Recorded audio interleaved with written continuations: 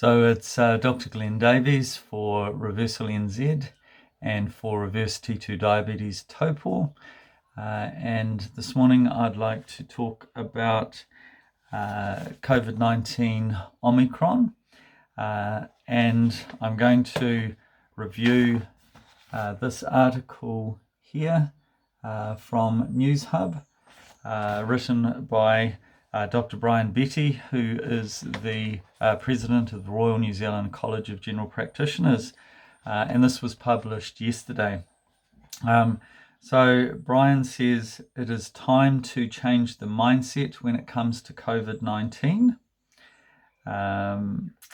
Dr. Betty told Checkpoint he has been supportive of the approach to COVID-19, but the situation in the pandemic had changed rapidly, and New Zealand's stance should too. For the last 2 years, we've dealt with COVID in the sense of Delta, which has been a very dangerous disease. We've had an elimination strategy, and I think it's built up quite a fear or anxiety in the community around COVID.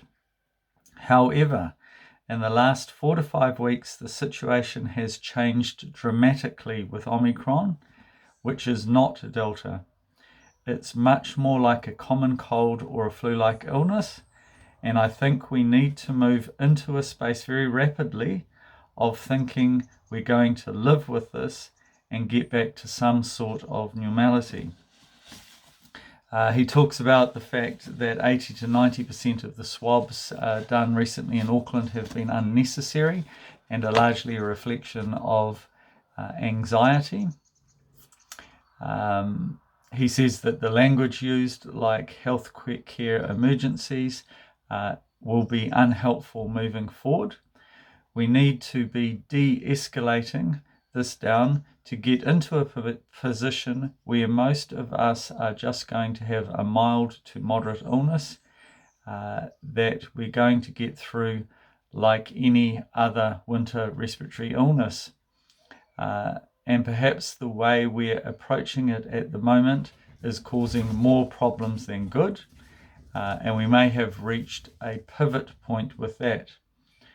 One way to lessen the climate of anxiety and fear was to acknowledge that for most people, Omicron would be a manageable and look at reducing the isolation requirements. He acknowledges that some people will still end up in hospital like they would with any other winter respiratory illness. He has suggested that the isolation requirements should go down to 3 days, and his main concern is that COVID-19 has put a freeze on other healthcare programs, and he talks about childhood immunisation rates falling down to 76%. So first of all, I'd like to congratulate Brian Betty for this article. I think that many healthcare professionals who share his views have been cautious about speaking out about this publicly, and I think this shows fantastic leadership.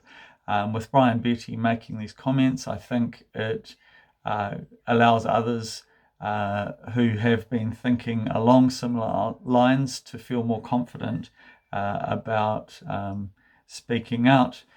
And my main concern with this is that the topics that we talk about, insulin resistance, type 2 diabetes, obesity, and all the manifestations of insulin resistance, such as hypertension, cancer, Alzheimer's, I think they've gone on the back burner with this concern about COVID-19.